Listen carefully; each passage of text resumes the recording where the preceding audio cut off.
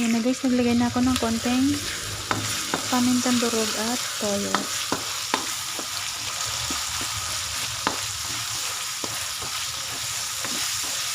Yan na siya.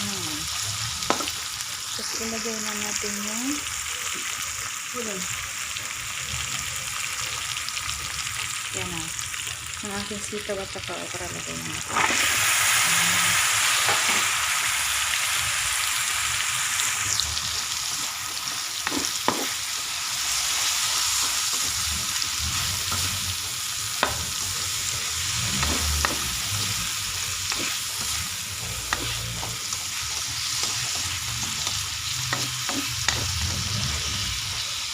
Tapos takpan natin saglit. Takpan natin saglit.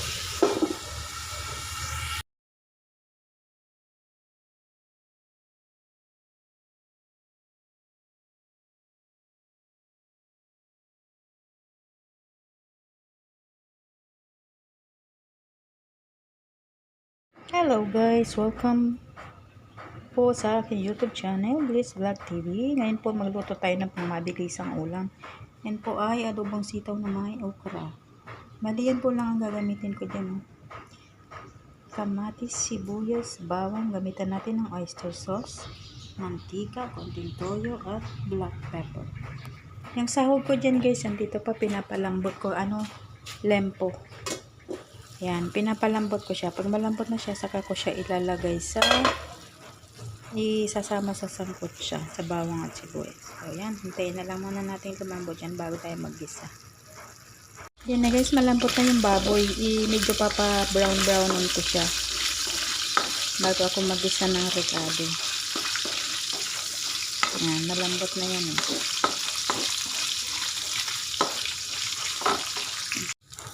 Yan na guys, nilagay ko na yung bawang.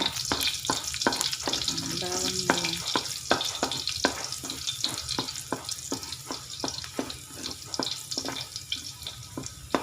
Sunod na natin yung sibuyas.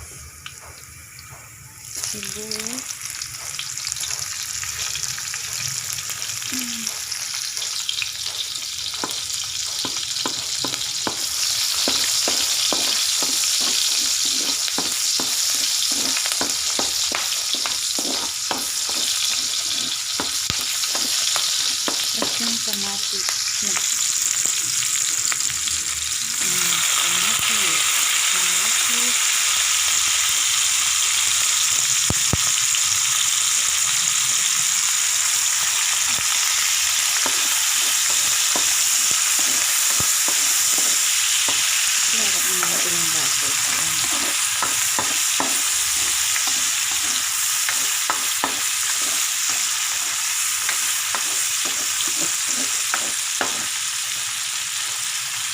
Kulak-kulakin natin.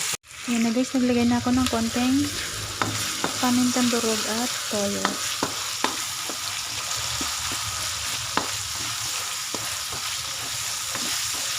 Yan na siya.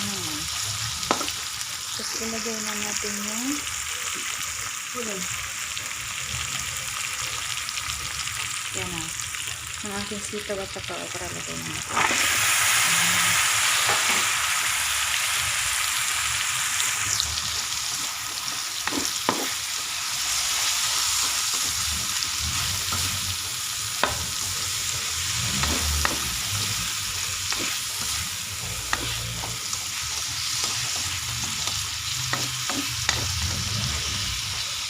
Tapos takpan natin saglit.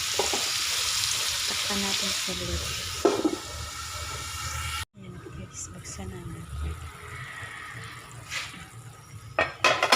Ayan guys, naglagay ako ng konting tubig kasi yung madam ko gusto niya may konting sarsa. May konting katas-katas. Ayan. Halo. Haluin natin. Pag ako lang, pagka yung pang sarili namin, hindi ako nagtutubig. Pero yung madam ko gusto niya may katas. Ayan. Tapos maglalagay na tayo dito ng oyster sauce. Ayan, oyster sauce. Ubusin ko na to. Kasi konti lang naman yung nilagay kong toyo. Pag naglagay na kayo ng maraming toyo, huwag muna kayo maglagay ng oyster. Baka umalat. Ayan.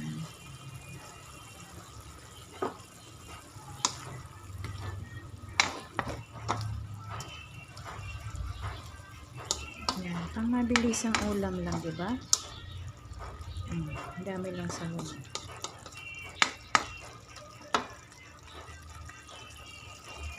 Panting kulo na lang guys kasi malapit na itong maluto. Gusto nila yung half cook lang yung medyo crunchy pa. Yan, wait na lang natin maluto. Luto na yung gulay ko kasi namadalian na kasi pababa na yung amo ko, kakain na sila. Ayan na siya, luto na oh. Oh, diba? Sitawan mo lang yan, okra. Pasalamat po ulit sa mga nanonood ng aking mga ina-upload. Thank you so much po. God bless po sa ating lahat.